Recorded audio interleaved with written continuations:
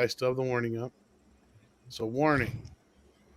Driving is not recommended while listening to MEAD, but if you insist, pick me up some tacos. There you go. Welcome, everybody, to MEAD. Sorry, we're having some technical difficulties. Mike still is, but hopefully he'll be back very soon. But welcome to Midnight's Edge After Dark. I'm Tom Connors. With me, as always, is one of my partners in crime, Mr. Script Doctor. He doesn't have a real PhD, but he plays one on YouTube. No, they're expensive, man. Yeah. And also joining us is my other partner in crime, Jesse from the Crow's Nest. How you doing, Jesse Miller? I'm having a lovely day. Went to work, came home, hung out with you and some of the people from the chat, and that was fun. Awesome. Now we're going to talk about some stuff, some of it good, some of it not. And Mike is on his way hopefully soon. He was having some technical issues, so hopefully he'll be soon. He'll be by before too long. But we also have with us one of our favorite guests or fifth Beatles as well, a Culture Casino. How you doing? Doing pretty well. Thank you for having me. It's always a good time. And I got to hang out with a bunch of folks from the channel, so that was a good time. In the member stream, I highly recommend being a member. You said member. Membership has its privileges. Oh, it was a good time. Privilege. And also with us is another fifth Beatle, Mr. Valiant Renegade. How you doing? Good. How are you guys doing tonight? We got a lot of Beatles. At least it's better than cockroaches. Well, we could be like the fifth stooge of the Three Stooges. So Curly Joe. Oh yeah. What was it? Was one of them like Schmeg or something? They got Shemp. Schmeg. Losing some credit there, Culture. You got my Mo, Larry, favorite. Curly, Shemp, Joe, and Curly Joe. And there might have been one other one. I can't remember. Joe was the one that didn't want to get a pie in the face. He was a hottie toddy type. I think that was Curly Joe. I'm too good for that. What is this, Robot Chicken? Right? I love it. Hey, cottage cheese, get over here. That's a good YouTube short to clip right there. Yay. Oh, so we're off to a great start. Oh, lovely. So as we get rolling along here, how is everybody's week been so far? I know some people are getting ready to travel, some are already traveling, some are in Las Vegas, some butts are stuck at home, like myself, most likely. Doesn't look like I'm gonna make it out there. It really sucks. I know Jesse's not gonna make it out there. If Script did, we wouldn't know, unless That's we true. saw his pale ass face. Then we would know. True. If you see the faceless man, it's him. That's scary. I fully expect when I meet him in person, it'll be like a mask that's a blank expression, exactly as I see there. You're not wrong. I have this like idea in my head too that's probably far from the truth. He looks like a sexy black man to me. You've never seen Script? How long have you guys known each other? Never seen it. Don't even know his name. He's incognito. I'm staying incognito for multiple reasons. Is your name One of Jeff? most is he's hanging out with me. Is it Jeff? No. Is it Kevin? Yes, 1, 2. Robert. Michael. Nope. Pass. Jesse. We It's can hear you, Mike. Schmeg. It's Schmeg, y'all. We Can gave anyone it hear at the me? beginning of the We show. can hear you, Mike. We can hear you. Hi, Mike. Yay. Yay. Wait. How you doing, Mike? Good. All right. Sorry about that. So here's what happened. I forget. I work all day doing 3 things at the same time, and my freaking my Zoom app was open, and it controlled the mic and the headphones. I see. Yeah, it sounded like something was combating with it. It's like, Yeah. oh. Like it was trying to feed into itself or something, like a snake eating its own tail. Yeah, but we're good now. Awesome. And you're just in time for our first super chat of the night. Thank you so much, Stephen Otten, who's also a member. He's not just a viewer. Hail Tom, Culture Script, Jesse, Valiant, Wrenches, and I'm sure he would have said Mike if Mike had been here at the time. That's right. And chat, the Stooges are a better fit for us than the Beatles. Sure. Schmegheads unite. I don't think that's what they're called, though. A Smegcast would be funny. Oh, no. I don't ever remember them using that word because I don't think it means what y'all think it does. It definitely does not. No. So yes, Mike, how are you doing tonight? boy. Good. Got a lot of crap done today, work wise. Glad to hear it. Good. So let's not waste much time. Wow, there's not a lot of news, but there was a couple of stories that just dropped that are just kind of like, are you serious? The first one, let's go to the one that's kind of like the least surprising, let's say. And kind of at the same time, just kind of like, all right, I guess. Idris Elba's playing Knuckles, evidently in Sonic 2. Saw that. I saw Cool. that too. Naked Fame says, "Hey, look, I sent her super chat too. Hail y'all." And actually, you know what? I apologize. Let's just say hi to the chat. I didn't even take a chance. We got Warwolf here. We got Lindsay hanging out. We got Bobo Yogi hanging out, or Boo Boo Yogi. We still ain't figured it out. Guys, Whips here. Dragon Master's here. Golgo's hanging out here. We just talked to him a little bit ago. Sailor Sonic's here. You're interested in this, I bet. Mm-hmm. We got Kenneth LaRock. We got Sander Hammerslag hanging out. We got Todd Tyler. We got Duck Nation. We've got all the crew here hanging in there. Andrew, 46 and 2. Welcome to the show. We've got Arturo Trevino. Sorry, I can't read today. Hamdinger. Yes, I am here. I'm here. And I seen Marks. I think it was Marks 47 wanted to be validated. You are validated, Marks 47. We see you. We love you, and we're so glad you're here. We got Troy Pacelli here as well, who was just on the member stream with us. We got Nikki D hanging in there, and so many more. Morgan King. So glad to see all you regular faces here, and a couple new ones as well. And Fat Elvis is even here. Hey. Oh, wait. Not Fat Albert, Fat Elvis. Oh, sorry. Like on some peanut butter jelly sandwiches with a banana. I mean, that's a big difference there. Yeah. Big being the operative word. So yeah, Galgo says today is a good day for some mead. Cheers, y'all. Indeed it is, and thank you for that super chat. We appreciate that. Tom Sander Hammer says likes when you say Rod Thunderheart. I don't know if Rod's in the chat or not. So yeah, let's get everybody's reaction to this. Let's start with you, Mike, the Mexican Iron Man. Yes, that's me. Did you like Sonic? Well, okay, so unlike Kevin Smith, not every fandom property I'm gonna complain. Oh my god, it was so amazing. I laughed, I cried, it was better than Cats. See, this is a reverse rant. Right?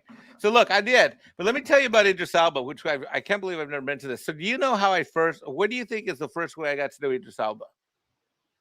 Take a guess. Thor, right? No. Oh. Guess again. The Hightower thing? No. Guess again. Yeah. He has been a house electronic music DJ for about 3 decades. Oh wow. That's weird but awesome. He is. If you go on YouTube, I can share the link. Well, maybe I'll share the link. He has been in between, and more recently, even in between his film roles, right before COVID, he was spinning right before COVID hit. Is he straight edge or not? He's his style is more. I wouldn't say he's Chicago house, but he's definitely more on the dance electronic side of the electronic universe. In terms of house music, I'm a huge house music fan. Huge, massive house music fan. I did not know that. Well, you got that energy. You know, sometimes Jesse compliments me, and if it sounds good, but it doesn't feel right sometimes. What do you mean? Sorry, I think that was a compliment. I think. Yeah, energy is a good thing. So when he started getting really popular, like the last few years, I've been laughing my butt off because I'm like, he's a DJ like me. It's because he's sexy. And I'm sorry, Naked Fame. I was supposed to say Sander Hammerslag. I like everything he does. I can't wait to see this. This is going to be Rod Thunderhouse sounds better in that voice. But Nikki D got some good news for you, Jesse. Hugh Jackman recently reconfirmed that he won't be returning to play Wolverine. I saw that. Yeah, because they heard the show and they were like, "Wait a minute, that would screw up doing X-Men." Wait a minute. You think Hugh Jackman's not Because he got butt hurt by you, Jesse? I do. I think the butt hurt runs deep because I pointed out something very specific and wouldn't let it go. Wait a minute. I'm gonna let him live in that fantasy. Culture. Sonic. It's Did you like it? true. What about Idris? Idris is a fine actor. Did not know he was a DJ. That's new information. Sonic the film was very good. The game was frustrating at times, depending upon which game you were playing. But I liked the game. The movie was fine. It was a little. I know. The movie was a little uneven for me, but I thought it was fine. Yeah, Knuckles. Interesting. Idris Elba as Knuckles, no less. Yeah. I'm not. I mean, I want to see what it looks like. This is a nice render of a glove.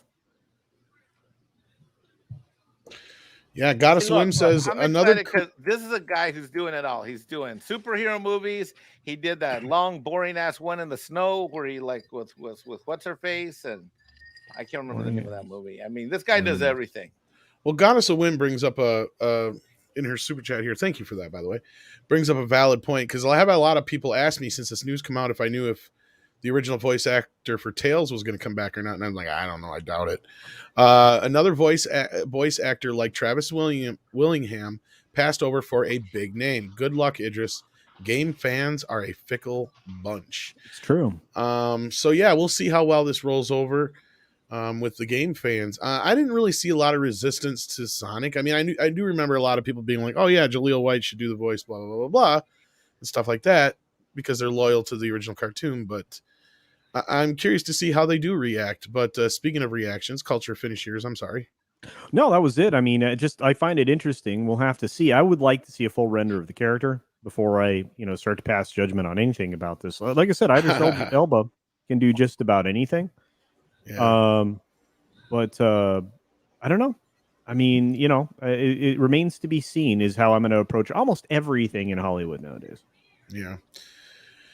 And Nikki D brings up William's voice. She loves Travis's voice work, and Gotta Swim always also points out in another super chat, thank you, that she always goes to bat for professional voice actors. And I understand that's a great point, because ever since kind of like Shrek, I think, kind of kicked it off, and DreamWorks with this idea of bringing in a bunch of big name actors to do all these cartoon films, a lot of voice actors don't get good work. The big paydays don't come because of that. Well, that's actually has to stem off of two tiers, actually. The second one before that was Andrea Romano from Batman the Animated Series, who wanted professional stage and film actors to voice characters because they have a different presence than traditionally taught voice actors do. And that piggybacks off of Filmation, who got some actual real actors who worked in live action and stage and theater to do some of their shows. And the thing is, you can actually take a look at the 1960s cartoons between the voice actors traditionally and then the actors that do stage and live action film and television. They're very different because they have a very different approach. Now, Travis, as I understand, did both, but like he just prefers voice acting over, being made up and throwing costumes on and doing stuff on film. So that's his own prerogative.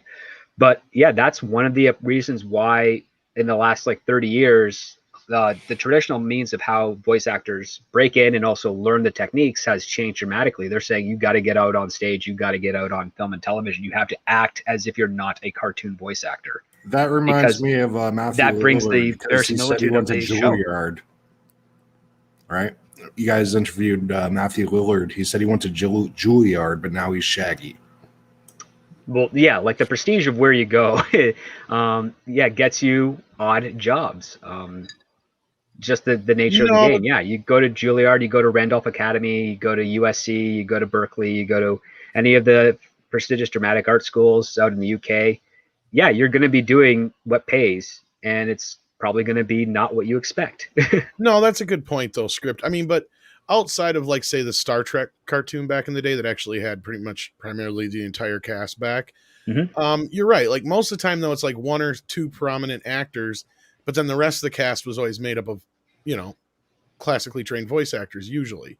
Oh, for like ancillary parts and stuff that's Usually, like you need to keep the budget down. Absolutely, yeah. Like a studio musician. But like my point was like, because like when like DreamWorks started pulling their shit, and then Disney had to bounce off that, so then it became like, because it used to be traditionally Disney would throw in a famous voice actor as a side character, right?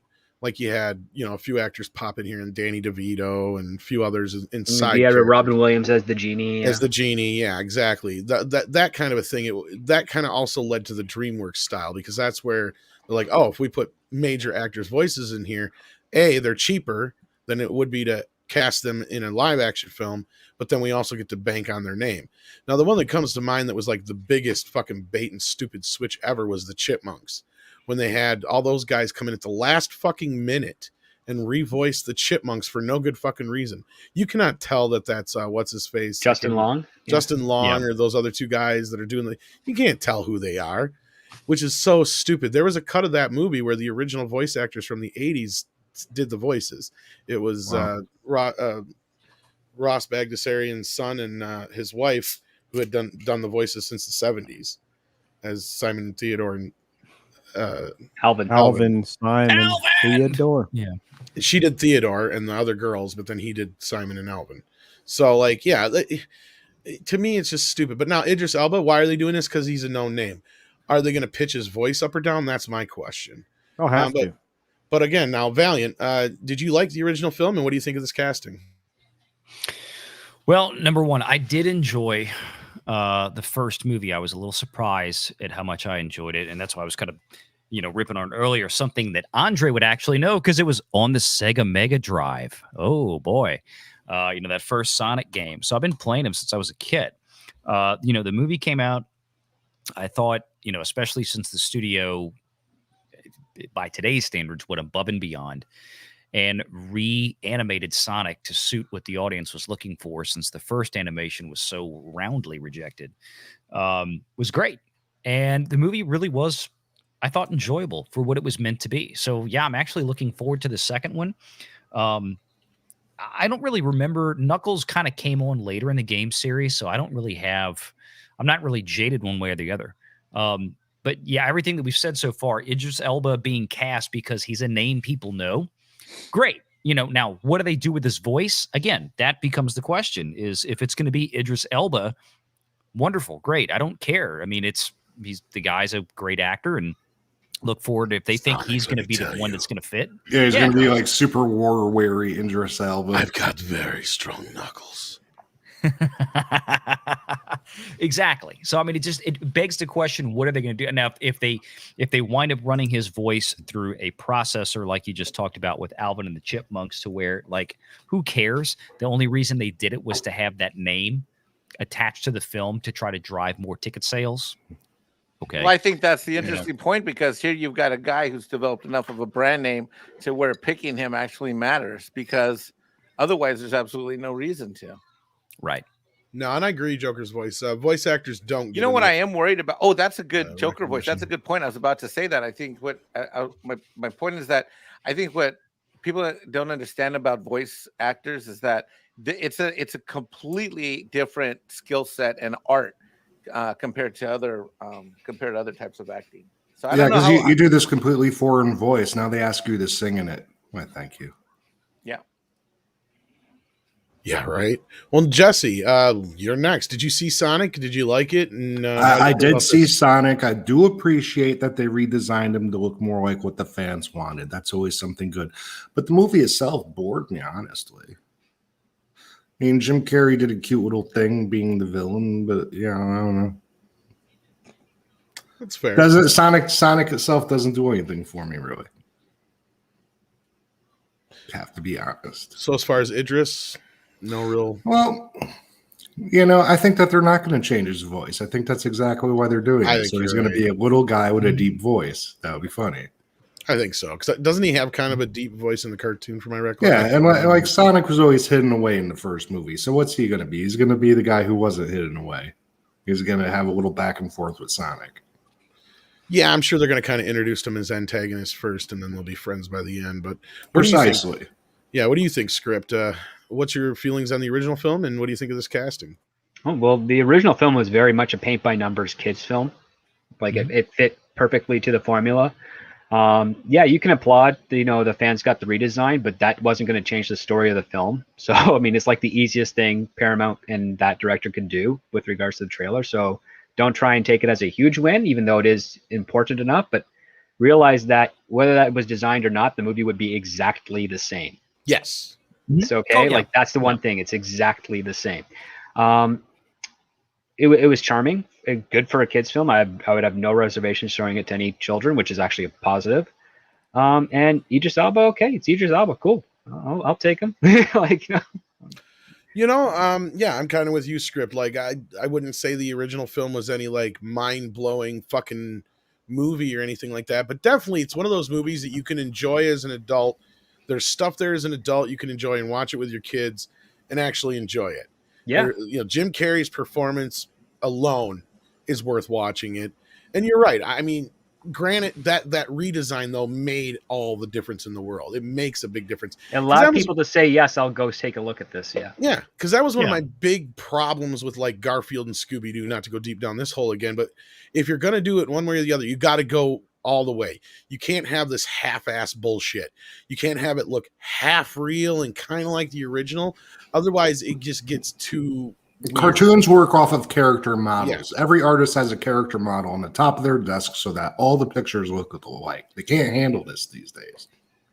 And see, even though it may not, and that's where the thing with Sonic is like, yeah, it may not visually look like he would in the real world, but let's be real. Like, I mean, we were making fun of it when we were talking about it. I had that picture of that hedgehog painted blue. You don't look nothing like a fucking hedgehog. Like Bugs Bunny don't look nothing. You ever see a Roadrunner? Exactly. Roadrunner's Roadrunner's a great like example. Or Tasmanian Devil is another great example. Half the time, these cartoon characters somewhat resemble what the original animal is, but it's like Daffy Duck looks more like a duck compared to all the other. Compared to the most of them, yes. Yeah. Well, you have to make something that translates to the screen, and I mean that was why, like, as a So in dad, that respect, my kids wanted to watch it, and they enjoyed it, and I enjoyed it with them, and I thought they did it. But it's like Script said, I think paint by numbers is a good way to describe it. There's Yes. nothing wrong with that. I felt like it did a really great job. It wasn't boring. It was entertaining enough. As far as Idris Elba though coming into play, Knuckles, I'm not so sure. I mean, yeah, good for him, but it doesn't really. Say it, Tom. Say it. He's in everything, right? Like not just that, but it doesn't really do nothing for me. And I don't see why at this point, if because isn't the comedian that they got to do Sonic's voice, regardless, wasn't he kind of a voice actor anyway, even though he wasn't the Sonic voice actor, or didn't he voice him in some games or some shit? Well, yeah, Somebody in the chat will know. Jeff Schwartz, I think, is his name. Jeff Schwartz, yes. He's a stand-up comic. He's an actor, like a screen actor.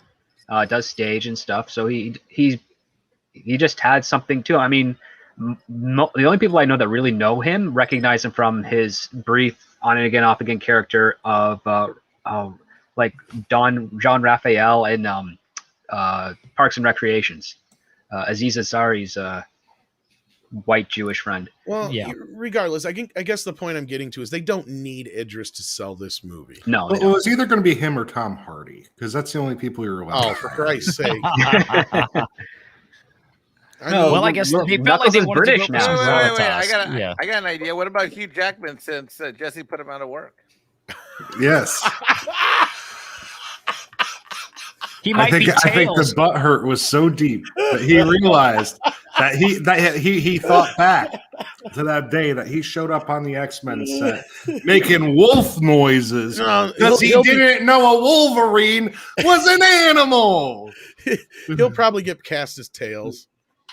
That's what I was good. They really, I mean, we didn't have a voice for Tails at the end of the first movie when he showed up, so that's that was still purposeful. up in the air. Yeah. I like that one, huh, Tom? Oh, that was good, Mike. That was a great callback. No, I just I don't really care that much to really get into it too deep, but I don't think they're really helping themselves any. I think this film was going to do just fine without Idris Elba, I guess is my main point. That's all I can I don't say. know, dude. I'm going to tell you, this reach for diversity and inclusion is getting hilarious, though. I mean, while I'm a huge Idris Elba fan, I mean, come on. Really? I don't know. I just think it's funny. We'll see how he does it. There's no way his natural voice can possibly do Sonic's voice. I know it's going to totally change the tone There's of the no whole affair. way. This is so I don't You know. and me, Sonic. Here, We're gonna take this whole thing down. It's just like I don't know. Right? I guess I don't know enough. I killed 17 Well, people. Darth Maul to get says to this Ludacris portal. should be Knuckles, so maybe it ain't far off. I mean, Actually, that would be awesome. Luda! Sign me up for Luda as Knuckles. I am on board with this. He's not doing anything. Yeah. He's really not doing anything. I really liked him as an actor. or Busta Rhymes. I've always liked Ludacris's music. Always. I don't even Well, like rap. wasn't Hey. Busta Rhymes in that Curse of Michael I Myers? was just or gonna one of say the Michael Busta Rhymes Myers was in movies? Halloween, so Or H2O? no, Could it have was been the H2O. Resurrection one. It was the one after H2O. So many movies. No, they actually had LL Cool J in H2O. See, they had Class. Oh yeah, man. Yeah, dude. Get Ice Cube. Ice Cube is Tails. Yeah. Well, Red Lantern just said Ice Cube for Knuckles. There you go. What about There you go. Ice-T? Ice-T, there you go. Dash D's coming in with a Canadian $5, eh? Says, according to the Eh? Peacekeeper, a starfish is another name for a butthole. Jess, are you saying Jackman is a starfish? Oh my. You're You gonna might have trigger seen a this couple. guy. You guys Honestly, are pushing on Jesse. He's gonna get triggered. I don't think he has anything personal against Hugh Jackman. He just don't like him as Wolverine. I think that's really what it is. He was excellent in The Prestige. See, there you go. Yeah. See? Yeah. Oh, here you go. Naked Love that Fame movie. wants me to do voice of Knuckles using Rod Thunderheart. We can take him down, Sonic. Just you and me. That's more like Optimus Prime. That is very Optimus Prime. That's just Peter Cullen because he does a lot of voiceover work. So there's only like 3 main fucking voiceover guys back in the day, right? There was the In a World, and then there's the It's definitely a small house. yeah, and then there was always like just when you thought it was safe to go back in the water because that was Percy, I think, who did that. I think And then so, and then there was there's like 3 main voices back in the day. and one of them passed away like a decade and a half ago. Yeah, well, Percy did too, not too long ago, and then all the original guys are gone. Mhm. Jim Cummings took over for a lot of them. Like he does a lot of them now. If they do them anymore, they don't do a lot of voiceovers and trailers anymore. They like don't, they no, used to. they don't need to right now. That they use them as a way different type of marketing tool. Yeah, actually, Lindsay Urkel played Sonic for many years, between Oh like yeah, 2 or 3 different series, if I'm not mistaken, and even in a game or 2. Don LaFontaine, that's what I was trying to think. Yeah, See, Yes. nowadays Urkel is putting out a his own brand of marijuana called Purple Urkel. can I eat that? And on the top of it, it says, what was the girl's name? Oh, Not bad, I'm blanking. That's Jesus Christ. disturbing. You know, Lean yeah, into just it, man. blank too. y'all remember. Yeah, Whatever the hell her name was. Still disturbing. Laura, I you think, sound right? like a long. Yeah, it's Laura. You sound like a mile away, Mike. What? You just sound like very quiet and a mile away. Is that better? yeah. That's better. Now, what were you saying, Jesse? What's on the lid? Oh, it just says hi, Laura. Oh, hi, Laura. Xenobit sending in $5. Thank you so much. Is that Mumra on his icon there? They had a bad Sonic design. Then Ugandan Knuckles told them, "You don't know the way." Knuckles really needs Uganda. You know they're gonna do a Ugandan Knuckles joke in this movie, right? There's definitely gonna be one. Stephen Otten says, I thought Jason Momoa had been cast as Knuckles. Why the change? Time constraints, creative differences. I think that was just a rumor. I don't know if that was ever set in stone. That's the other thing. Is I don't think it was. you got to really read the headlines on these. And the only reason I'm knowing this came right from his Instagram and Twitter and all that shit. So, Oh my God! Look at the next super chat. Hedgehog. Christian Bale is Shadow the Hedgehog. If he doesn't show up in this movie, he will be in the 3rd. I suppose I'm not. I mean, I know a little bit about Sonic because my kid's really into it. But that's really how I got through our Sonic reporting. I asked him more questions than anything. I'll be 100% honest. I'm no expert in this area. Yeah, there's something definitely up with your mic, Mike. Doggone it again. It's better now, but like you cut in and out. It's really weird. Edgar Hernandez says Mike Tyson's voice. Come on, Sonic. Let's go kick some ass. I don't know who we're fighting, but I'm definitely gonna make orphans out of his children. I'll bite his ears off. Am I still cutting out now? Now you're better. All right. Hey, we got Paulie in here. Hey, how you doing, Paulie? I'm not saying I'm Paulie's going to murder him, but he's definitely not going to be alive anymore.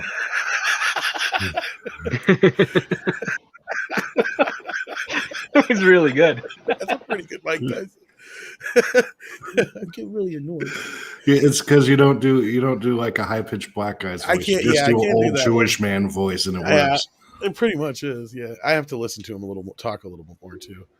But yeah, Just go watch knockout clips. They're more fun. You know, I wouldn't be against that. I mean, well, that's the thing. I've always been confused. Is Knuckles a girl or a boy?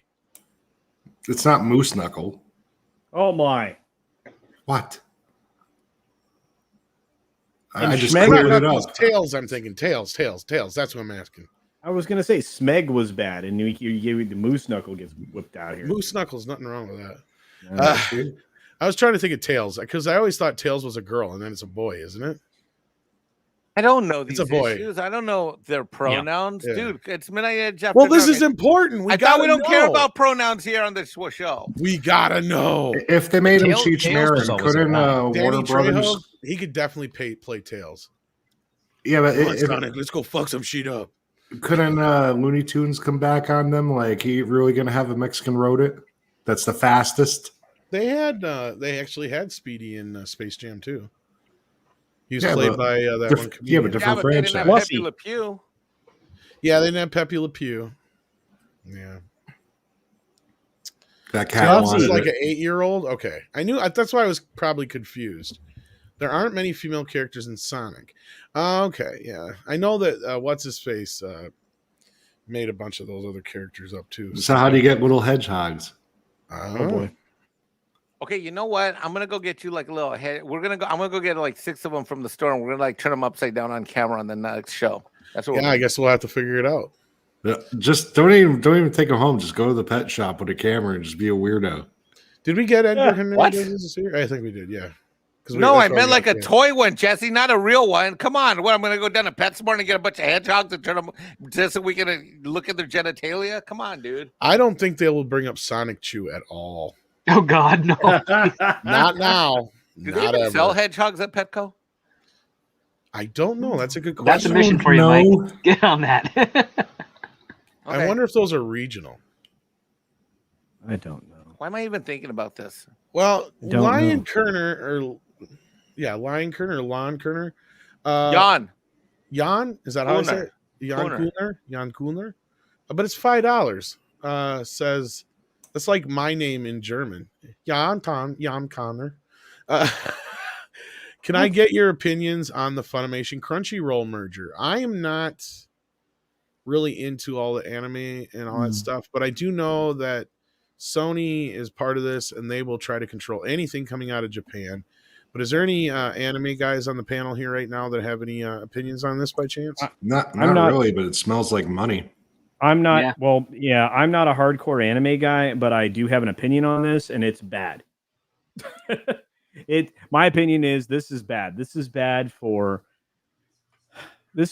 anybody who wants to escape from the current modern Western stuff, because this is an infestation of Sony America craptastic politics that's going to kill any localization here in the States of anything.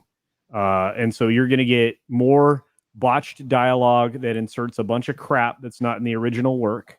And if I were Japan right now, I would be looking at a way to make my own stuff and my own translations and skip Funimation and all this other crap altogether. That's Well, yeah, my- because Funimation is the dub company and Crunchyroll is for Western anime, right? Am I understanding those two companies correctly? yeah, well, more or less. yeah, basically, yeah, that breaks it down. Crunchyroll's a distribution, but I mean, Crunchyroll. Well, don't Roll they is also owned make by their own, a Sony. couple of their own, don't they? Didn't they just launch something that was terrible the other day? Yes, they make awful stuff. Yes, you got it right.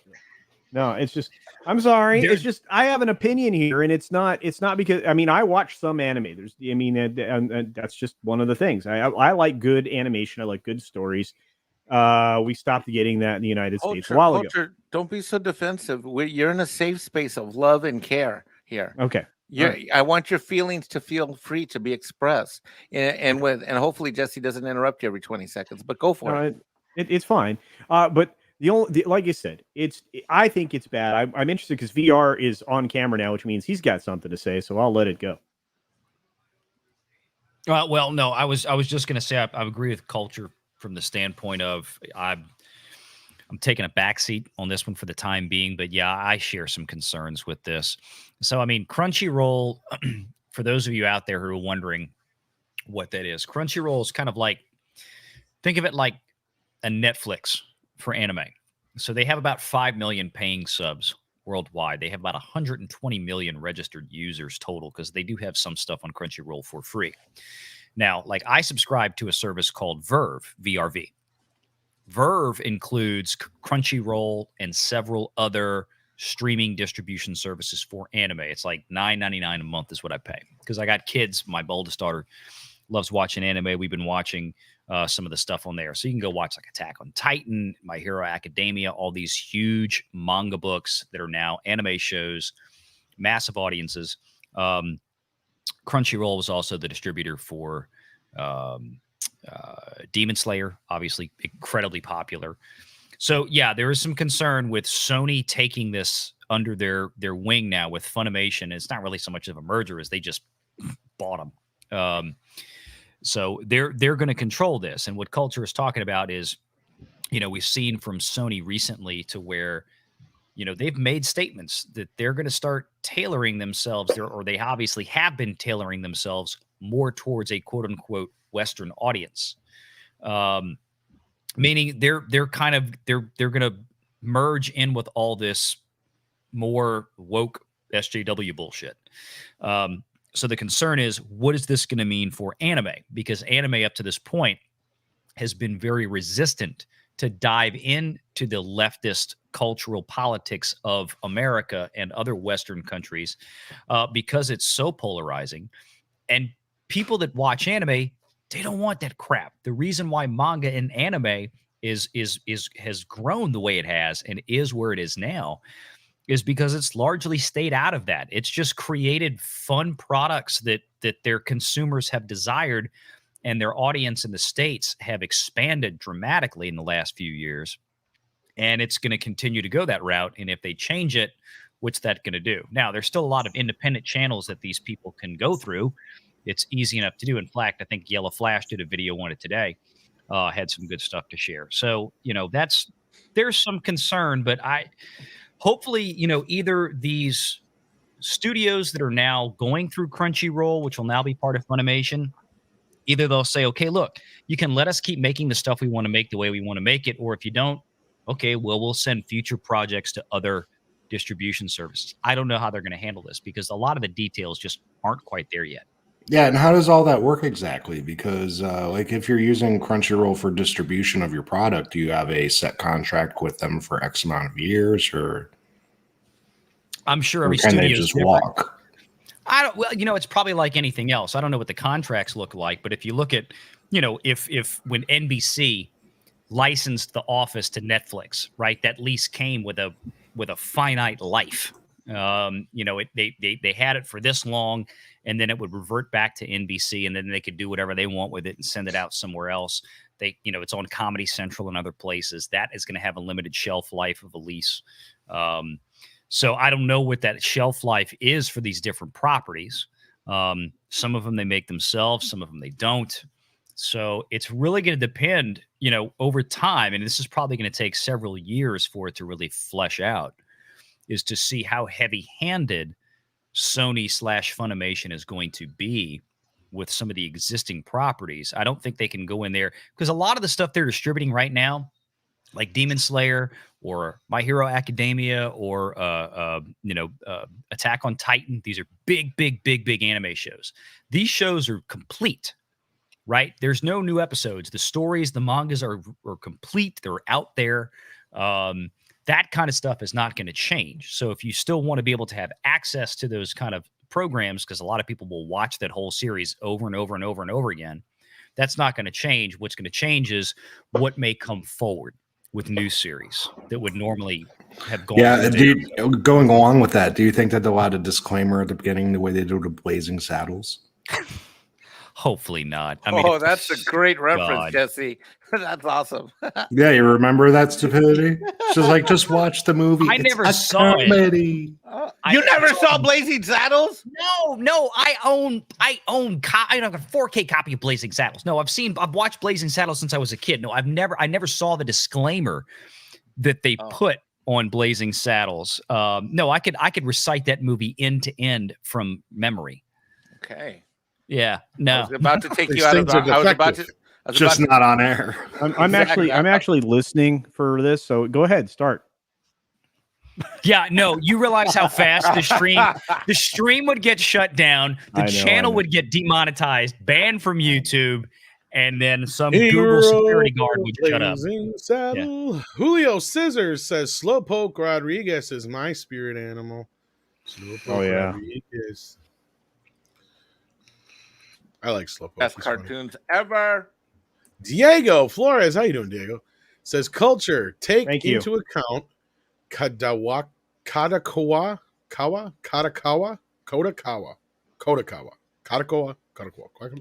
I can't say that shit. Has announced that they are going to localize their stuff. Good. This could be the beginning of Japan to localize their stuff in their own and publishing the woke out. Yep, and that's the only they hate it. They hate it as much as we do over there. So yeah, I believe that this will drive them to do their own localization. And if it's already been announced by Kodakawa, then I absolutely expect that that'll happen. And you know what? More power to them.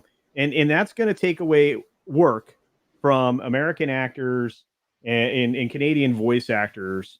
English voice actors, I probably should say. That would have had it before because they want to insert garbage into these beautiful properties. All right. Well, Mecha J. Oh, go ahead, Mike. No, never mind. Go ahead. Oh, Mecha J adds in Funimation have been getting in recent controversy for changing lines from Japanese source and putting in woke ones in some anime. That was another thing I was going to ask. Don't they edit these sometimes and stuff like that too? On top, it's so much better than burning the book. Just change it. Wait, what? Yeah, you're not wrong. Wait, what? I said it's so much better than burning the book. Just change it. Yeah, that way you don't get accused of burning it.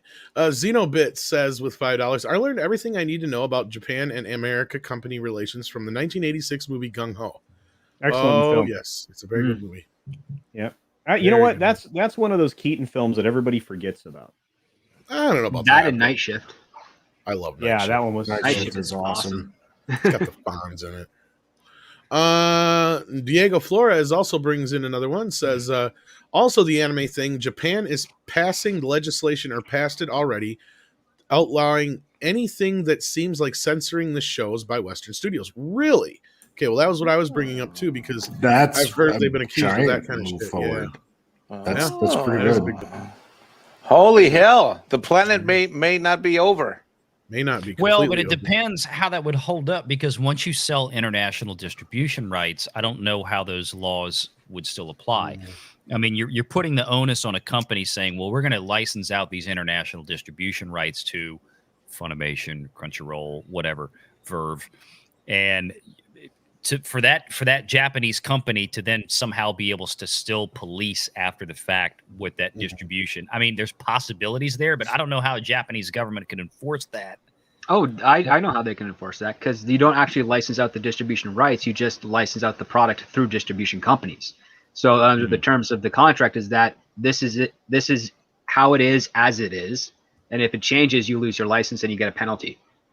Because again, they're not going to sell the content because if anything, what you're talking about is selling the content internationally for distribution through another company locally, which would be Funimation or Crunchyroll.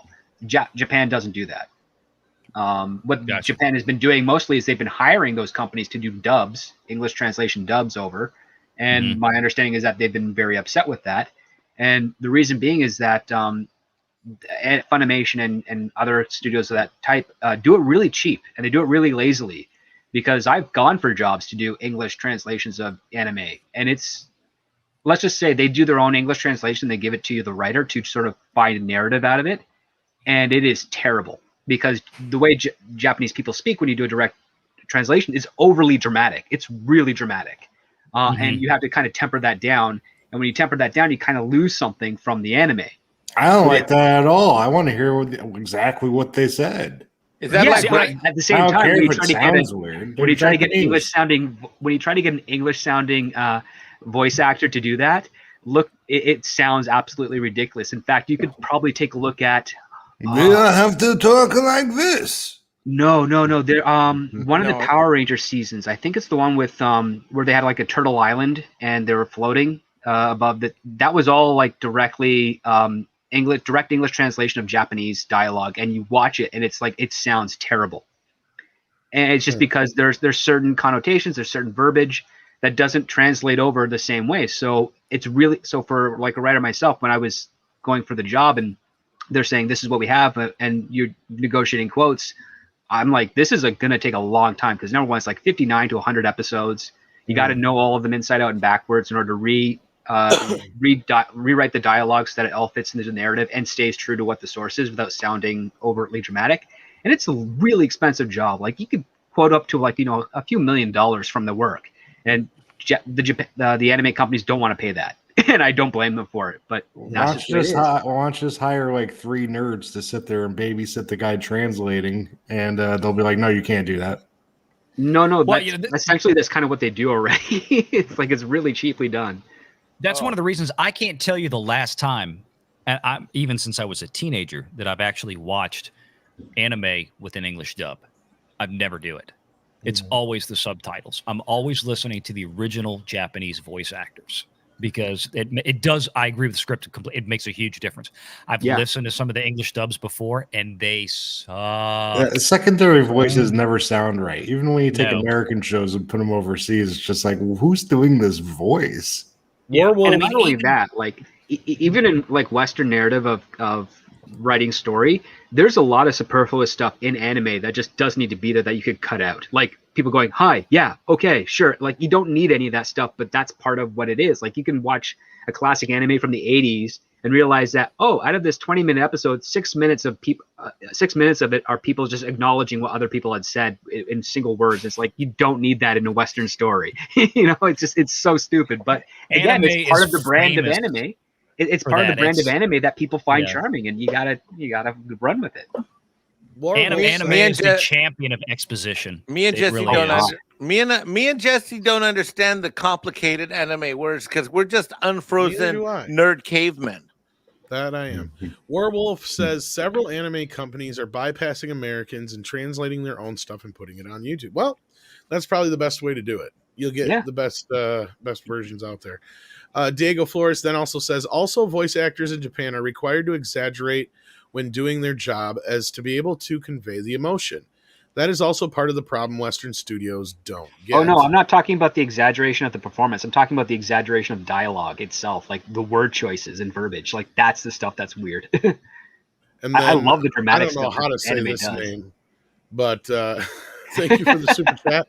It says, it sounds like saying, but I was going to go over to the Tashi station and pick up some power converters. That's okay. So it's a different script between when I go on one of my Mexican Iron Man rants versus if I just said, "Oh, Kurtzman got his contract extended." O.G. Willikers.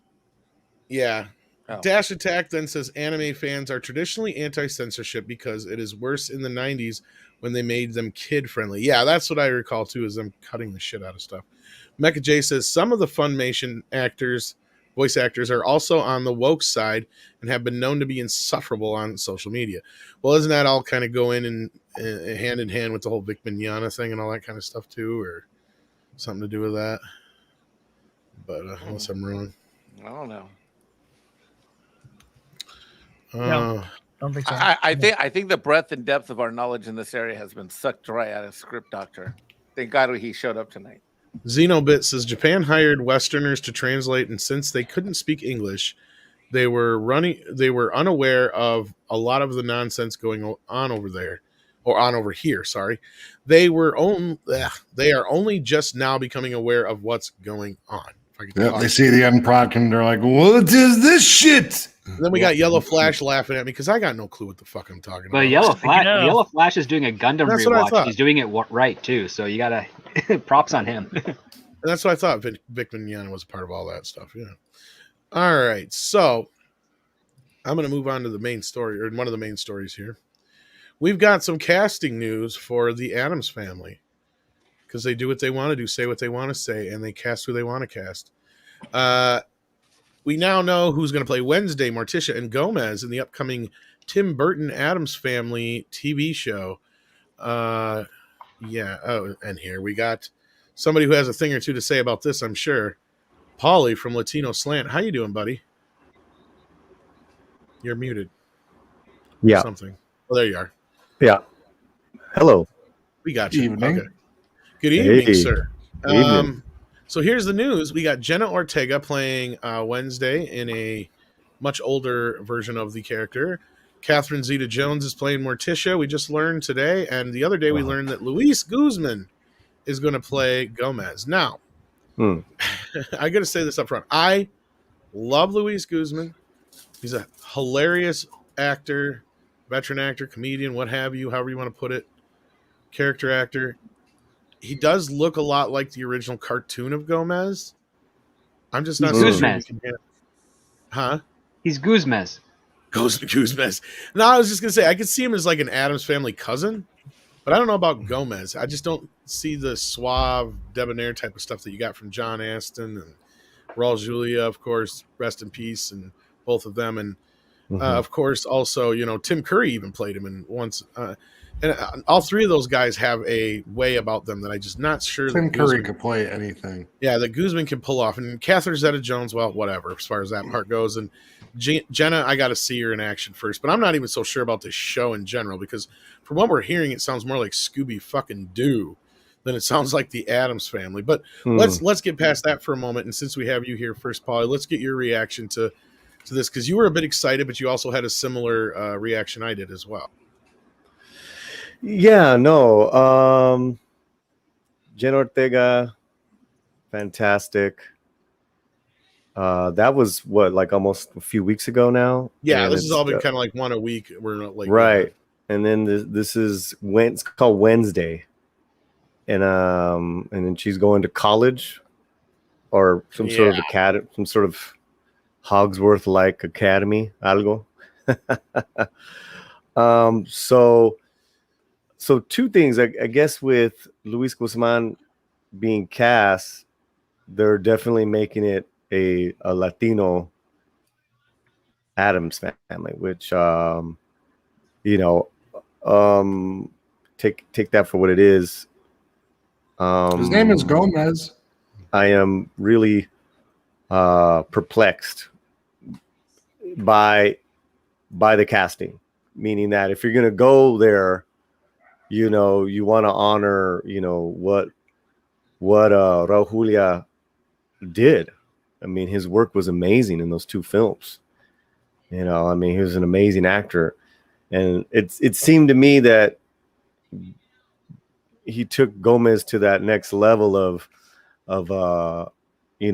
being a more dashing, kind of a killer guy. Raul really kind of took it to a whole nother level. Right. Like yeah, it Raul. was like, yeah, he was very debonair. It was. I wasn't so sure at first going into that movie because I love the classic TV show, right? And John Astin has always been my Gomez, even in the cartoons he did the voice and stuff. And so walking out of that movie, I was impressed because he just not only reinvented the character, I think is the word I was looking for before, but he made it his own. And I mean, I guess that's what kind of Luis has to do here with this, but I'm not so sure it's going to work. I hope he finds something with it. I'm just not sure about this series overall. Yeah, because the whole idea way more suave as opposed to like the wide-eyed, friendly Gomez that John Astin did. But like my first thought here was Antonio Banderas busy? Well, right? I wasn't finished. I wasn't finished. I just I'm sorry, Paul. Get that in. It's all right. It's all right. Is that by going with Luis Guzman, who is just pachanga character actor up the ass? Yeah, you're kind of making Gomez a cartoon. Yes, a joke. a whatever dad, right? And it's like, okay, well, that could kind of work because he's such a fantastic actor, and he gets the beautiful, Morticia. It just depends. And again, this is not really their show. This is going to be Wednesday's show. So I would have liked to have seen like a Jimmy Smits, someone with Actually, now that you say that, I really like that idea. Someone with gravitas and a little age, but who's, or another one, Asai Morales. Yeah, I think what we're going for is anyone but Luis. Well, that's the thing, and that's what I said. Is like, right. I have nothing. I love Louis. Like, I fucking love. I even love him in Dumb and Dumberer. I hate that fucking movie, but he is hilarious as their dad. Javier Bardem is playing Ricky Ricardo, so he's not going to be doing this. I don't think he's. Yeah, he's busy, but no, like there's a million other people. Like he could definitely play like one of the cousins. Well, again, it's like what script. What are they saying about this casting? What does that say about the stories that are being created, the scripts? It's like, I'm like kind of like, oh no. Well, I don't know if you've seen anything on this script. Yeah, because I'm getting a lot of young. The only thing I know is that it's been in pre-production for a little over a year.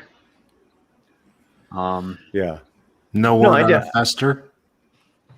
No Uncle Fester. Yeah, who's going to be Uncle Fester? That Luis would be better as Uncle Fester. That's what I was going to say. Right.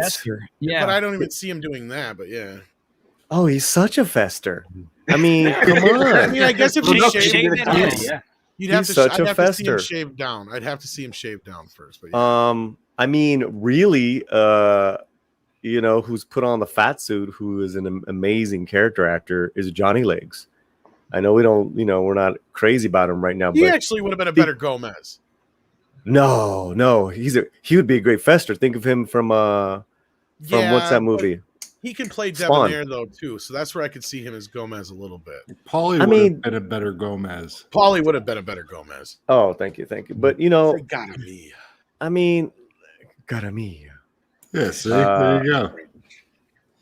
Yeah, it's just weird, man. This is weird casting.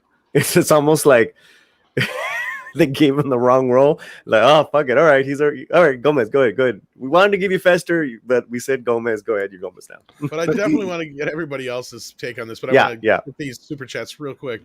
Raj H says, Miyazaki dubs aren't bad. I get a kick out of Christian Bale doing the Batman voice in that one scene in Howl's Moving Castle. But weren't those like co-produced as far as like the American versions by like Disney or some shit? So like, isn't that how they could afford some of the better actors or something like that? For some reason, I remember some of those getting released on at least Buena Vista home video. Anyway, I could be wrong. This is why I don't know enough about this kind of shit. So, anybody, nobody's got anything. No. Leaving me hanging here. All right, bro. I mean, I'm not going to be Kevin Smith and pretend I know something. My son knows more about Batman than I'm not a faker, bro. You know that. I'm trying. But I don't know. I mean, Red Lantern's Rage that's a great comment right there. I know you have the super chats, but yeah, I don't want to lose them. So like, go ahead. Sorry. Adam Wolford says, also, you guys have to remember most of the voice actors are like 15 to 20 actors. For some reason, I didn't get these right away when we were talking about it. They must have come in just after. And some have been kicked out. Vic is one, and another male actor has been canceled. They're an elite group of people. Yeah, that's kind of what I've heard. And I've talked to Vic a little bit, but not too much about this kind of stuff. It was just kind of like a more cordial meeting kind of thing. So like, yeah. Dash D says, after seeing how the Japanese build nuclear reactors, do we dare trust them with Attack on Titan? Well, not in real life. Not in real life, probably. That's a good answer to that. Saw a beautiful beach the other day. I was like, oh, Japan, that's probably irradiated. Xenobit says, for everyone else, Dana Ortega is Wednesday. For M. Bison, it was Tuesday. That's a good one. I like That's that. a good one. For those who remember that line from Street Fighter, there you go. And actually, Nelson Shredder says Jim Carrey is playing Cousin It. Is that true? I don't know if that's true or not, but I could see Jim Carrey playing Fester. Not me. I mean, I could, but like, The problem is he's so much taller than everybody He else. is, in that yeah, movie. See, that's just the thing, though. well, like so Christopher that's the Lloyd. thing is Christopher Lloyd was against character too because he's Yeah, could you picture Doc Brown playing Fester? Catherine Zeta-Jones is like what, 2 feet taller than Luis Guzman? I mean, At least. traditionally, Morticia Yeah, has because always Christopher kind of is a character actor first. yeah, He can do anything. exactly, you know? and I think the same thing about And Jim it worked. Carrey. Yeah, he's so You just good. put him in a fat suit and he could go to town. I mean, Johnny Legs for Fester.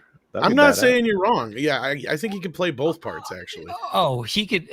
That's another great character actor, but he strikes me as more of a Gomez than Guzman. Yeah, Who's that? Guys, I Johnny don't want to Legs? be. John Leguizamo. Yeah, I, Mike. Yep. well, I don't want to be emotionally needy, but no one mentioned my name to play him. Which one? Fester? Anyway, Fester? Trenchman. Yeah. Ándale, No, güey. Gomez. Anyway, Did you say No Fester, mames, Paulie? cállate, cabrón. Paulie, did you say Fester? Did you say He Fester, did. Paulie? I sure did, mijo. Oh no, you didn't. Wow. Mexican Shut- Iron Fester. Hold on. Oh man. How do you think he lights up them light bulbs, man? He's got the reactor core. Oh, Trenchman gosh. wants Knuckles to. I'm assuming he wants this in my Idris Elba voice. We're all gonna die. Shots fired, Paulie. Oh shit! Look.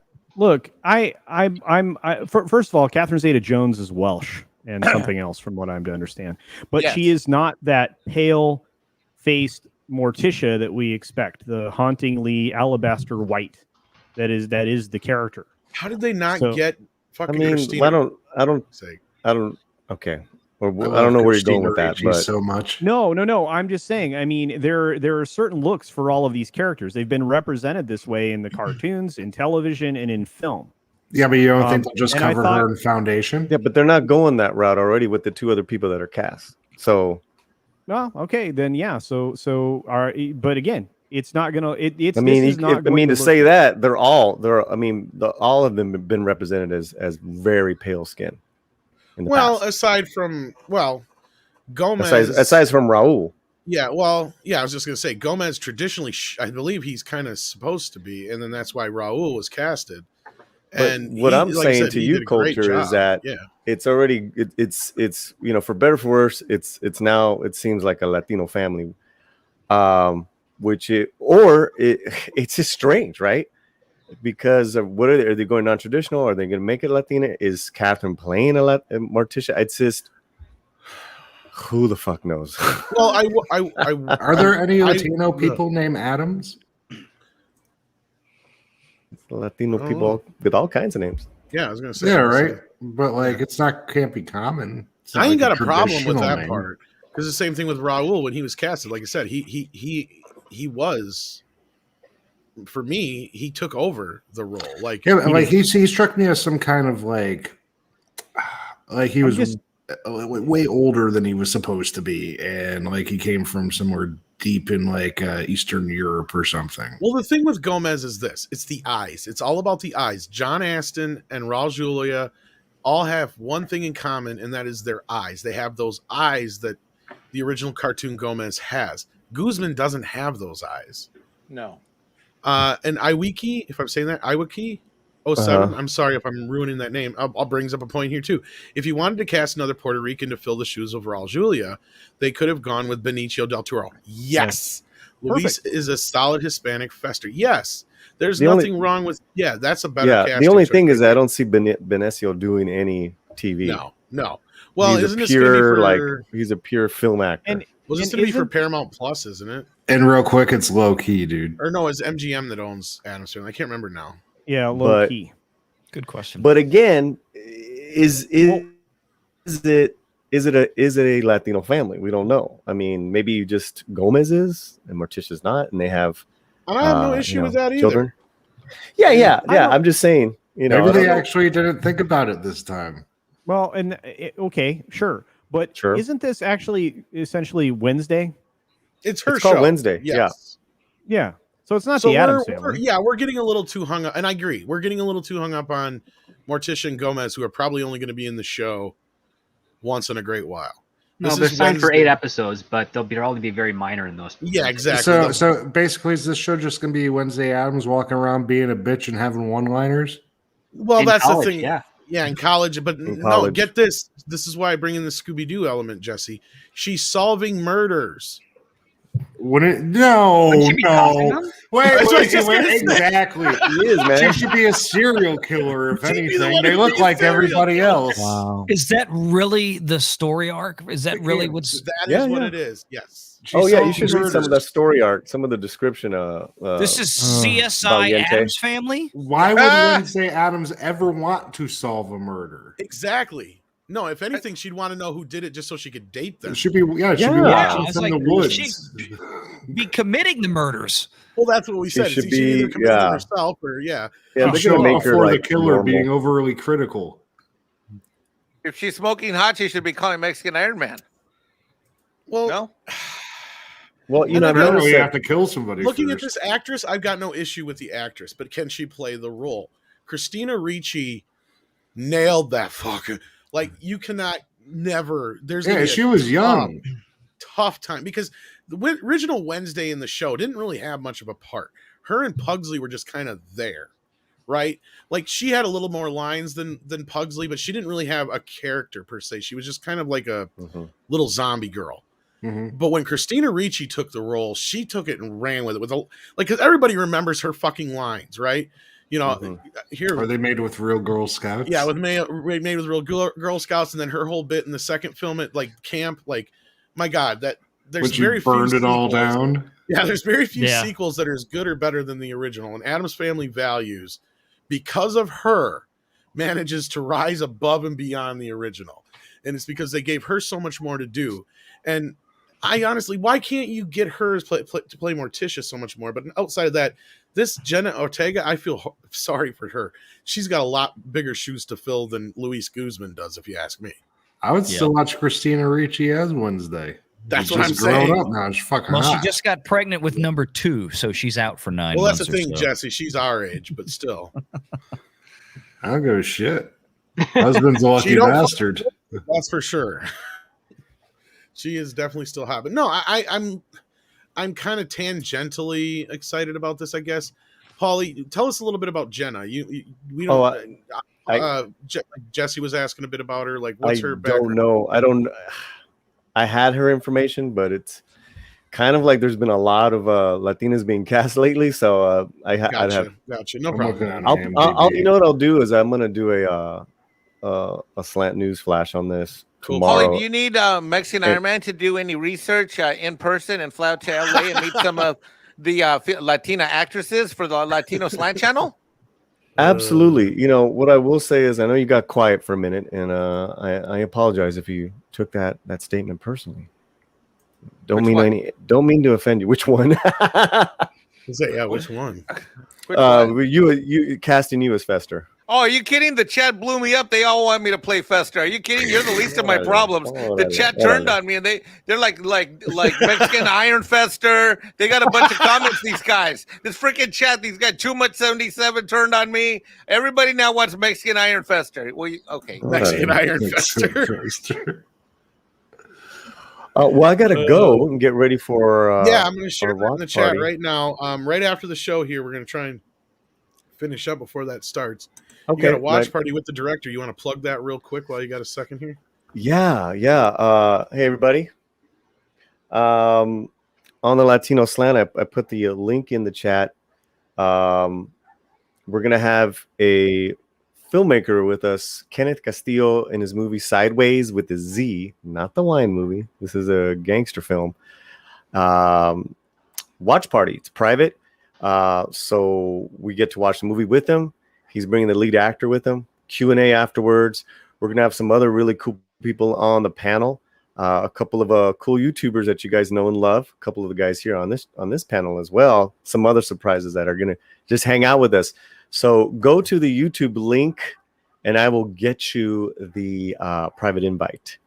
But yeah, this is just it's really a membership stream, but I'm giving it to you guys just because we love Midnight's Edge After Dark. Awesome. So we'll share that again before the show's over, and we'll try and finish it up here in the next 40 minutes, and that way everybody can get over there. I think we'll be able to do that. So thank you for hopping in again, Paulie. We appreciate it. And appreciate you. Yeah, we'll see you over there. All right. Later, fellas. Bye. All right, take care. Troy Pacelli says Melissa Hunter's adult Wednesday Addams. Trust me, I'm assuming that's something we should check out there, Mike. What happened? Melissa Hunter's adult Wednesday Addams. I'm not going to say anything except for I agree. I was going to figure you already knew what it was. I don't know who that is. I'm sure it's the adult version. Etienne Feladero says, we need a franchise so we can sell this young adult crime drama. What do we have? That's exactly what I was thinking. Here's how this show came to be. Same thing with that new Scooby-Doo bullshit. Exactly. That's what it felt like to me was the fucking Thelma show that got coming out. All these shows are just different crap shows that we could stick a skin on top of. It's just like changing a color of a guy's shirt in a video game. Just put on a Scooby-Doo skin. Just put on Addams Family skin. What we got left? Scooby-Doo, Scrappy-Doo, whatever. Xenobit says, can I call him Latinx Iron Man? Well, Mike? That's a trigger alert. That's a trigger alert. That's a trigger alert. Hold on. Shots are going to get fired here, people. Okay, you're in the house, Mike. Sorry. No, I hate that effing shotgun and then shot off an Uzi. What the heck's going on? No wonder it's fucking. Listen, okay. So as Paulie dropped a video earlier today, and you know what is the percentage of Hispanics that like the term Latinx and want to use it? A Gallup. 3. Very close, Jesse. 4%. Was it 4%? It was 4% in a Gallup poll. No, I'm not Latinx. No, I hate that damn term. Anybody that tries to call me Latinx is a trigger event. But I thank you for asking because I find your comment and your question very sensitive and aspiring for additional knowledge. So why would anyone want to be called something that rhymes with Kleenex? I have no idea. Dash D says, we probably shouldn't tell Jesse that Hugh Jackman is the first villain they end up taking. You lie! But this chick who plays Wednesday, she was in Iron Man 3 as the vice president's daughter. She was in Insidious Chapter 2. Yeah. All right. They cut off her leg just to be in a movie. That's not nice. Jesus. Insane hippie insane says Gomez Addams is Castilian, I believe. Okay. The plot, this sounds like bad fan fiction combined with a YouTuber who did the grown-up Wednesday Addams skits idea with CSI. Oh, I kind of vaguely remember. I think I know what you're talking about. CSI and or Dexter thrown in. What the fuck? Yeah, I think I remember those Wednesday Addams skits. Those were kind of funny. But yeah, that's exactly what this feels like, kind of. And that's what I'm saying. It kind of looked like, it sounded like it was going for like a young adult audience almost. But it's the rest of the things on here were all kids shows. So. Well, that's the big question. Okay, so is Tim Burton just the showrunner on this, or what's the? Probably just a producer. Yeah, I couldn't remember his involvement, but he's probably just contribute to the overall look to make sure it looks gray enough. He's there to make sure there's enough gray. That's what he did. This claim says Viacom claims they're getting about $1 billion annually off of Garfield. Oh, I can believe it. Yeah, between all the merchandising and shit. Oh, I never like Garfield. Well, regardless, and it's a worldwide thing. I'm sure. I'm sure it's outside the U.S. too. You don't like Garfield and Friends? Nope. Wow. I don't know. $1 billion does seem high. Well, you want me to beat Kevin Smith and take it again? That seems. There's no way it's that much. They're doing it through international sales, not through streaming. Yeah, they can make that pretty easily. That's a lot of keychains. Do they own the actual comic strip too on top of it and other things? Because I guess I'd be curious. I know they still print it, but yeah, wow, cat money says awesome one. Garfield is the final form of the thing. Oh shit! Speaking of the final form of the thing, this is our top story today. And I know I did this out of order, but I did this for a reason. This is probably how we're going to do this from now on. The smaller stories go first, the big story last. What the is this fucking opposite world, or what the fuck are we living in here? No, this one will be fun. I thought that was a joke when you put the title so much. I thought it was a joke. I pulled the movie out and put it on the TV back here because I'm like, there's no way. Brian May says Bohemian Rhapsody sequel is in the works with great script planned. Yeah, I just have a question because I haven't seen Bohemian Rhapsody because I used to have this thing called VH1 and I've seen Behind the Music. Spoiler alert, doesn't he die at the end? Kind of, but not really. There is okay. What's the sequel gonna be about? I have an idea. Race treatment. you're not wrong. Because here's the thing. Oh. I'm going to take y'all back before I get into this story. I'll tell you this, though, Jesse. If you're a Queen fan, I didn't hate this movie. I went into this movie expecting to hate the ever-loving shit out of it. Freddie Mercury is a genius, and I've seen the side-by-sides, and they were respectful in that. That's the thing about this movie. As historically inaccurate as it was, it's a really great movie. Not a great biopic. It's a great movie based on the life of Freddie Mercury and the creation and success of Queen. And they did a pretty good job in that respect. There's certain things that just, they're kind of like out of the whack that if you don't know anything about the band or you don't know that enough, you're not going to notice. See, I don't like that because it muddies the waters, because eventually this will be shown as a historical piece, and all people are going to know about him. And the thing is, the things are kind of minor for the most part, outside of the excessiveness that was kind of toned down, right? Like, so there is certain aspects of it, like, but I did enjoy the film. I was like, I walked out, I'm like, I can't believe I like that movie, because there's 101 reasons why I shouldn't. But I ended up. I was the same way. I didn't want to go. My niece made me take her. I said, "Hey, Uncle Mike said take you to a movie." He said, "Oh, this is the one I want to see." And I'm like, "Oh, okay." Well, and the things that they move around are kind of silly. Like News of the World was recorded in 1977, yet they said it being recorded in like 1980. Right. That's just weird. Why would it's just kind of weird, random shit like that. And then the other thing, like, you can kind of understand, though, is like he didn't find out about him having AIDS until like late 85, early 86, but they have it happen a little earlier. So it happens before Live Aid. So like there is things that are kind of moved around. You can tell for a reason story wise. But then there's other things that you're just like, there's no reason for that to be there. Like the whole, We Will Rock You bit being in 1980. It should have been in 1977. There's no reason they moved that other than just because they wanted to, I guess.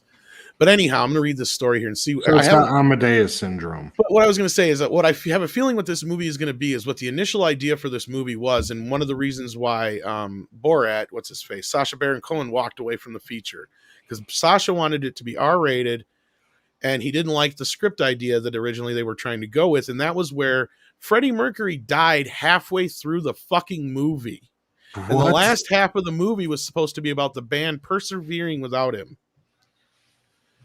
And everybody at the studio said that's the dumbest fucking idea we've ever heard in our lives. And somebody must have been listening to me the one day where I was bitching about it, because I said, you end this movie at fucking Live Aid. How fucking stupid are you?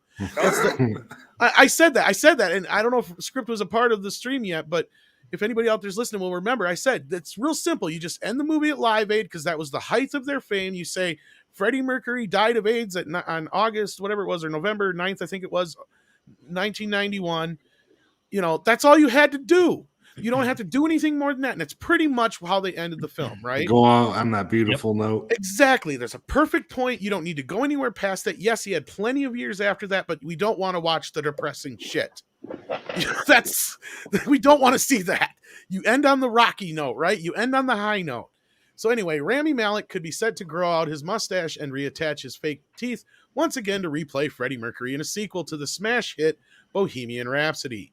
Queen guitarist Brian May, who is one of the producers of the 2018 film, has revealed that plans are afoot for a sequel. The film, directed by controversial star Bryan Singer, won 4 Oscars in 2019, including Best Actor for 40-year-old main star Rami. And the film made over $650 million at the box office. And that's in British monies. High-haired, or not, that's not British. That's, where is it British? No.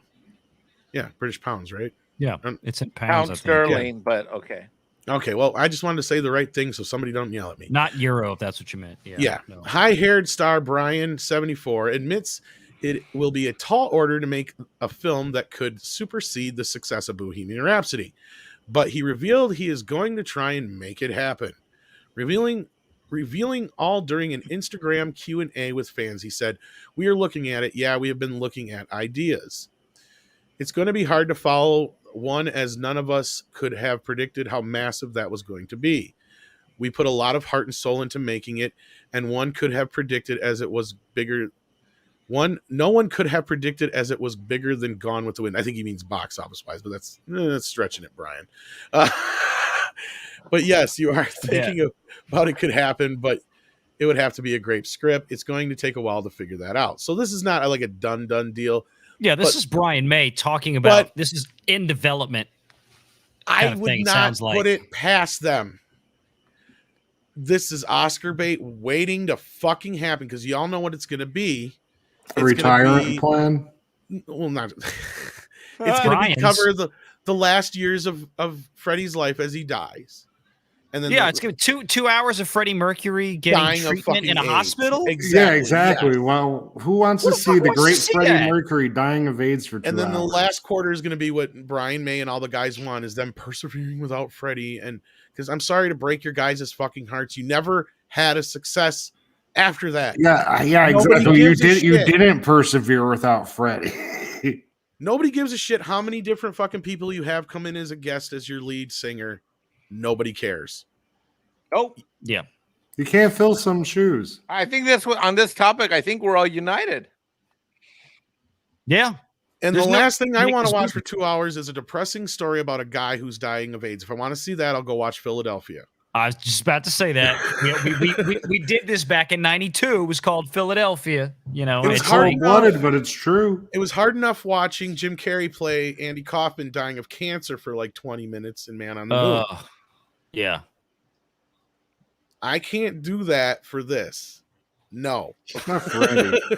Freddie was a beautiful person. He was full of life. I can't. Bohemian Rhapsody 2, The Search for More Money. Exactly. That's what it feels like to me, Brian. So I hope somebody gets to you and says this is a dumb idea. But you know what? You know who won't think it's a dumb idea? Disney. And they'll put money in it. Why? Because Bohemian Rhapsody made a fuck ton of money. A fuck ton. And it didn't cost that much to make. Here we go about Disney Plus. Well, no, it's Oscar winning. So that's the other thing is it won a couple Oscars and shit. Nobody expected this thing to do that. I don't think anybody really did. I mean, it didn't get that great of reviews when it came out. I mean, it got semi lukewarm to my recollection, but script, where am I wrong on this that Disney wouldn't think to go this far? Oh, Disney would go as far as they can. I mean, they're probably still looking to ruins because Rocket Man did better. Well, how much better though? I thought this actually did it was received far more positively than Bohemian Rhapsody. Well, yeah, critically, yeah, but I thought this one did better at the box office from my recollection. I think Bohemian had a longer run at the box office than Rocket Man. Probably why. Mm-hmm. This film is dumb. If this actually gets made, this is dumb, and nobody wants to watch it. Tom's 100% right. In Philadelphia, you guys brought that up, and I apparently my soundboard had just turned itself off. So I've been talking for we like 10 can still minutes. hear you now. Oh, okay. Or we can it's not important that you always talk, Culture. Sometimes we just want to see your hair flow in the. I actually brushed my hair on stream just a few minutes. Quiet, ago. Mike. He was saying I'm right. Yeah. No, it's true. In VR, but I mean, we watched a great film in Philadelphia. Tom Hanks freaking owned the shit out of that. If you want to watch somebody dying of HIV, boom, you got it. Or AIDS at that point. Well, I mean, it is actually HIV. It's not. Yeah. If this is what you're into. Because a certain doctor who's been spouting some stuff on the internet 30 years ago called it the other thing, and then it turned out that was wrong. Yes, I should correct myself. I'm sorry. Yeah. But anyway, regardless, I mean, it was really annoying. To even think that this could happen. The film Philadelphia was hard enough to watch. But it was really annoying hearing that this is something they're considering doing. So thank you for bringing this to the doorstep. I appreciate that because now I'm like looking forward to hating on this from the word go. I just don't. Look, you told a perfect story. There isn't a lot left to tell. I don't want to watch the band persevere after, the loss of Freddie Mercury because I don't really feel like they persevered. I mean, really, didn't they seem to fade into obscurity? Can anybody recall anything they did after Freddie Mercury was gone? You get a false feeling for that because they've had a few other musicians or singers come in and sing their, they'll come out and sing in their classes, and they do sell out concerts and shit still. But it's like what the Doors do. You know what I mean? They don't come out with anything new. They didn't get lucky and find a Brian Johnson. Like that's a one-in-a-lifetime thing. You're going to find somebody like that to take over the lead singer and it actually work out. Because I've asked this question, I don't know how many times. How many other bands can you think of besides AC/DC and maybe Chicago, which had like a ton of different people in it? Van Halen, maybe. Van Halen sort of worked out, but not really. Most people still... Van Hagar? Fleetwood Mac until recently? I'm reaching. The best answer so far has been Van Hager. Yeah, but even then, it was like, how many hits did they have in comparison? But still, most people long for Van Halen to just. They got a Crystal Pepsi commercial out of that with Right Now. They had 3-4 hits with Hagar, if that, compared to all the hits they had with David Lee Roth. I mean, I think there's even a debate. Yeah, I think there's only four left. I think there are Somebody two brought dead up doors. Foreigner in the chat, but the thing I think, I don't know about Foreigner, but I have Journey did, but that's because I ended up finding some kid who sounded just like some Japanese kid. They found two kids. Yeah, I think he was Korean, but they found two singers that sounded just like Tyler, which is amazing. Or Tyler. Did I say Perry? I meant Tyler, sorry. Yeah. Goddess of Whim says, I keep saying they don't need a sequel. They need to bring the musical We Will Rock You to the screen. We don't need Freddie dying.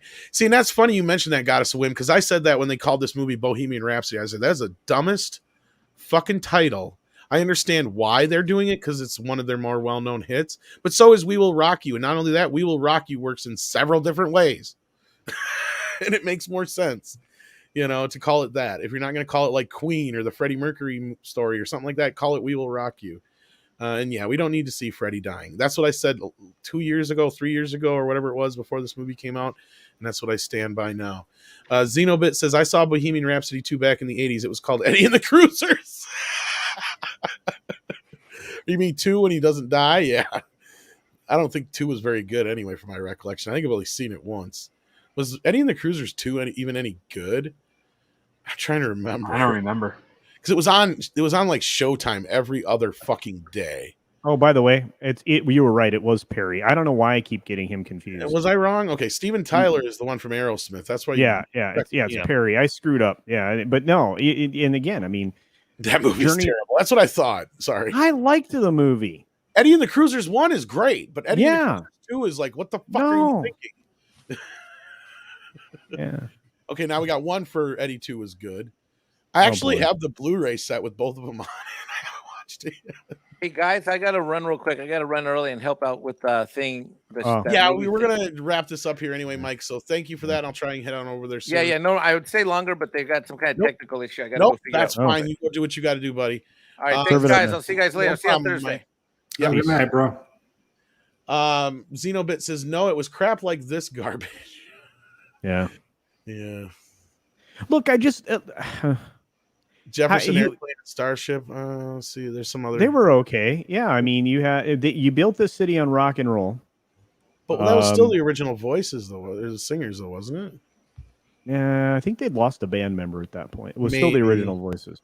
Yeah, Jefferson Airplane to Jefferson Starship, the Starship. I have no. And I don't even know if Fleetwood Mac you can count, because did they only do like one album? I think without Lindsay, didn't they, or no? Lindsey Buckingham. Mm-hmm. Because they ended up getting back together. The only 2 times I remember them doing anything else is when they all got back together anyway. Because I bought the one album, The Dance or whatever, because that was when they got them all back together back in the 90s. Yeah, that was a huge deal. And then they just did here, what was it, like 5-10 years ago? Not even. They got all back together again for something. And I think I got that. It was they brought out some greatest hits album, and I think it had like a new track on it, and then they had the unreleased song from the one song she did for that Stevie did for now I'm drawing a blank. God damn it, Songbird or whatever the hell it was. The one song that wasn't on Rumors, but it was released as a single. She did it. She did that for the guitar player, Slowhand. Yeah, and I can't think of what the fuck. Yeah, is that the name of it? What it was?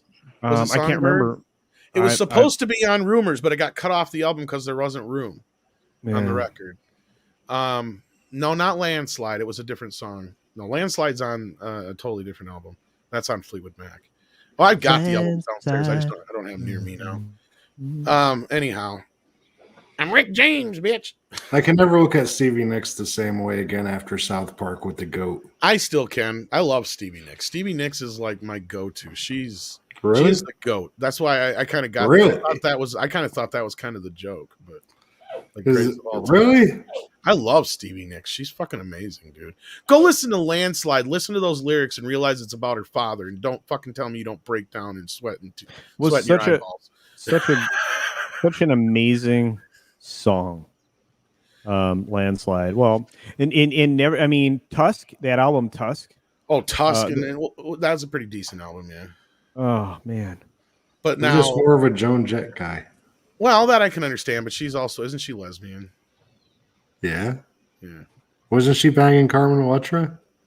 I don't know. Probably. I don't know.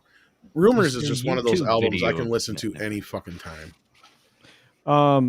Gosh dang, man. Didn't Mick Fleetwood recently die? I think so. Yes. Particularly in the last year, or something like Yeah, that. recently. Yeah. Which is sad. Yeah. And they brought in some weird people at the end too. Well, even Stevie and technically Stevie and Lindsay weren't even part of the original band anyway. They were just, when they came in is when the band took off. Yeah. But no, I love Joan Jett too. Don't get me wrong, Jesse. But I don't know. Just something about when Stevie sings. It's just, I listen. Can't help it. All right, kids. I think we've talked enough, and we got something special for you over on the Latino Slant. Head on over there to catch a special watch party. Oh yeah. The director of the film. And if you haven't seen the film, don't worry. I think they got a way of showing it to you guys. So there you go. There's the link. Mick Fleetwood's still alive. It was the other one then that passed away. So who am I thinking of then? It was the Elvis. drummer, wasn't it? I thought I don't Fleetwood know. was the drummer. Elvis. Mick Fleetwood is the drummer. Okay, then it wasn't the drummer. Then it was Somebody recently passed away from Fleetwood Mac. I thought it they was Mick did. Fleetwood. It was. Well, then it was but either him, Lindsey Cunningham. No, it or wasn't Lindsay. It Buckingham. wasn't. No. Lindsey no. Buckingham. Excuse me. John. No, it wasn't John McVie. Was it? Was it Could have John been a McVie? McVie. Could have been a McVie. It might have been. I'm so old. I can't remember shit no more. I hate this. Plus, I need to eat. I have not ate all day. I've been streaming all fucking day. So long, my brain is fried right now. I literally had a couple. I should say that. That's not true. I had chicken. Peter Green, one of the original members, died in July 2020. That's who it was then. Yeah. Peter Green. Yes, one of the founders. Yep. As Lindsay just pointed out, right as you did. Xenobit says, "Did you hear about the live action movie they were doing about David Bowie called Under Pressure?" Oh wait, never mind. Just had a nightmare. There actually is a David Bowie movie out there, but it's really Christ. low budget, and I don't know if they have the rights to any of the actual music. Well, that makes sense. Let's make a movie about David Bowie without any music in it. Surprised, Jesse. There's a shit. I'm just gonna go hit myself in the head with a shoe for a half hour. They already did a David Bowie movie. It was called Labyrinth. I liked it. Yeah, it was amazing. No, it was crap. It was He had garbage. a magnificent cod piece. Eddie and the Cruisers there. Sorry, I missed that Xenobit. Deranged Lunatic sending a super sticker. Thank you so much for that. Thanks, Steve.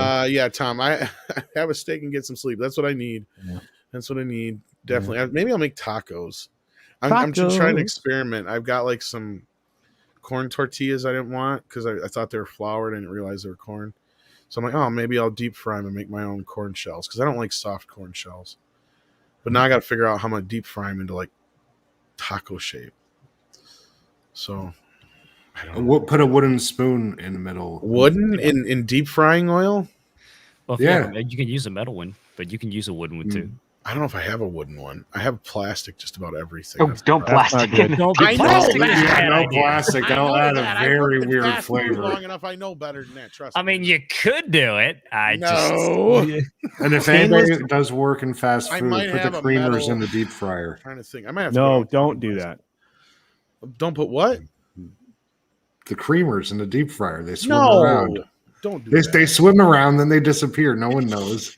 this says Night Court. Yeah, we did know this. Sorry if you haven't heard this yet, but Marky Post did pass away. Sadly, Yeah. we talked about that recently too. Cancer got her. Yeah, it's too bad. She was only 70 and looked good for her this age. better Yeah, be a everybody fucking loved joke. her. Yeah. What was Oh that? no! that F better? that!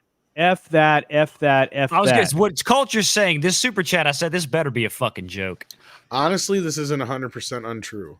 I don't know Well- about the Billie Eilish and playing the Goblin Queen, but I do know they are working on some sequel to Labyrinth. That I Is she gonna have a giant cod piece? I have no idea what is the deal with that. Are they just trying to lose a bunch of money, or what? What's the He's deal? joking, but you're not far off. That's what I'm saying. They are working on something. I know that.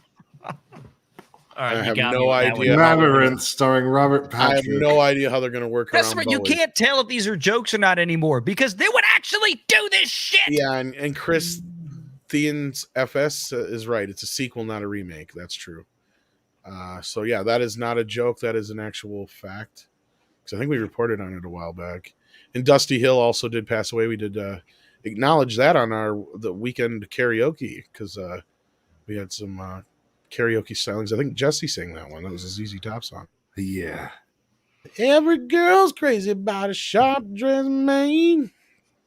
I don't know if Jennifer Connelly's coming back, but I would imagine that's about all they could do. She ain't touching this shit with a 10-foot Well, pole. maybe they'll pay her enough. They We drove got a another dump super truck. chat from this. Thank you so much. It says there's a ton of rumor like GTA film to a Knight Rider film. They've Interesting. been trying to make Knight Rider into a franchise again for a 25 couple years. times now. Yeah, Yeah, and Rockstar has never touched the idea of a GTA movie. I think Well, the and closest we'll that's- ever get is that Fall Guy movie. Yeah, Yeah, the Free Guy. Yeah. Or Yeah, Free Guy, that- I mean. yeah, that's about to come out. The Ryan Reynolds vehicle. They actually mentioned the video game. Tom and I covered that today on the Tuesday Tyrant. But by the way, they did do a Bowie biopic with none of the music. It's been released. It was released this year. that's the one I was Nobody's- talking about. Yeah, nobody watched it. Obviously, it's called Stardust. Stardust. That's what it is. Yeah, Yeah, I had to go looking because I'm like, wait a minute, I heard it's about about how he created Ziggy Stardust, if I remember right from the trailer. I'm Yeah, no like, music. not interested. that. I mean, It looks I really did bad. so many drugs, then it just came right to me. And with that, I think we're gonna wrap this up. I just shared the link again in the chat. Head on over to Paulie's channel. They're doing a hell of a watch party over there. go there. Check it out. They got the director, all that good stuff. Until next time, Culture, you got anything you want to plug? Nah, I'm gonna be in Vegas. You're gonna be for- traveling. Yeah, starting tomorrow. So How dare you? I'm sorry. I'll be doing the 6-minute dailies from there. Well, actually tomorrow I'll be from here, but then I pack up the balance of the studio and head to Vegas to do shows there and to hang out and meet I'm everybody. jelly. And if you happen, I know, buddy, I know. I'm so sorry. But if you're gonna be in the area, it's easy to find me. I have this hair. And sure will if be. and It's if luscious. and if it's a time that I'm not with somebody else, chances are I'm at a craps table, probably in the Paris, standing there, or possibly at the blackjack table, I won't. Or, I won't gamble without Jesse. or you could find me at a video poker machine, or maybe But I in the might poker consider room. it with you, Culture, because you might know as much as he does. Oh, I Yeah, love, he knows math. I Yeah. love craps. Craps. I made a rule when I was Craps out is there the last- hardest game there is, too. Yeah, Oh, my that's what we grandpa- got to It do. takes a long time to We learn got to go craps. Vegas vacation. Jesse and Culture got to teach me how to gamble. Oh, man. Valiant, what you got coming up, brother? Oh, nothing in particular.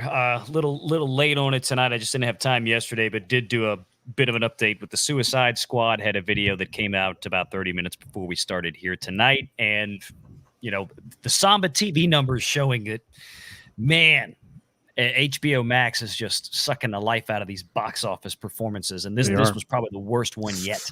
Yep. So anyway, but other than that, nothing in particular coming Okay. out. Just stay tuned to the channel, sub if you haven't already. Awesome. Appreciate you guys, and thanks for having me on.